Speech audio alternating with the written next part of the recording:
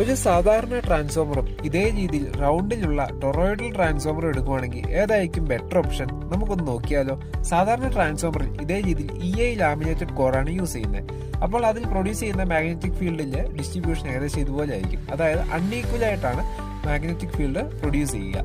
എന്നാൽ ഒരു toroidal transformer എടുക്കുകയാണെങ്കിൽ അതിന്റെ കോർ ഏരിയയിലായിരിക്കും അതിന്റെ മാഗ്നറ്റിക് ഫീൽഡ് കോൺസെൻട്രേറ്റ് ചെയ്തേക്കുന്നത്. അതുകൊണ്ട് തന്നെ അതിന്റെ സെൻട്രൽ പോർഷനിലുള്ള മാഗ്നറ്റിക് ഫീൽഡ് വളരെ ശക്തമായിരിക്കും. കുറഞ്ഞ ടേണിങ്സിൽ കൂടുതൽ ഇൻഡക്റ്റൻസ് നമുക്ക് ലഭ്യമാവുകയും ചെയ്യും. അപ്പോൾ എഫിഷ്യൻസി വളരെ കൂടുതലാണ്. അതുപോലെ ട്രാൻസ്ഫോമർ പ്രവർത്തിക്കുമ്പോൾ ഉണ്ടാകുന്ന ഒരു മൂളിച്ച അഥവാ ഹമ്മിങ് നോയ്സ് എന്ന് പറയുന്ന ഈ പറയുന്ന ടൊറോയിഡൽ ട്രാൻസ്ഫോമർ വളരെ കുറവായിരിക്കും. നമുക്ക് മറ്റൊരു അഡ്വാൻറ്റേജ് എന്ന് പറഞ്ഞാൽ ഇതുപോലെ വലിയൊരു ട്രാൻസ്ഫോമർ ഓഫർ ചെയ്യുന്ന അതേ വോൾട്ടേജും കറണ്ടും നമുക്ക് വളരെ ചെറിയ ടൊറോയിഡൽ ട്രാൻസ്ഫോമറിൽ നിന്ന് ലഭ്യമാകും. അപ്പോൾ ഇങ്ങനെയുള്ള കാര്യങ്ങളെ പറ്റി കൂടുതൽ അറിയാൻ നമ്മുടെ ചാനലിൽ ഇൻഡക്ടറിന്റെയും ട്രാൻസ്ഫോമറിന്റെ ഒക്കെ വീഡിയോ അപ്ലോഡ് ചെയ്തിട്ടുണ്ട്. അപ്പോൾ ഫ്രീ ആയിട്ടും വന്ന് കണ്ടു നോക്കുക. വീഡിയോ ഇഷ്ടപ്പെട്ടാൽ ലൈക്ക് ചെയ്യാനും സബ്സ്ക്രൈബ് ചെയ്യാനും മറക്കണ്ട.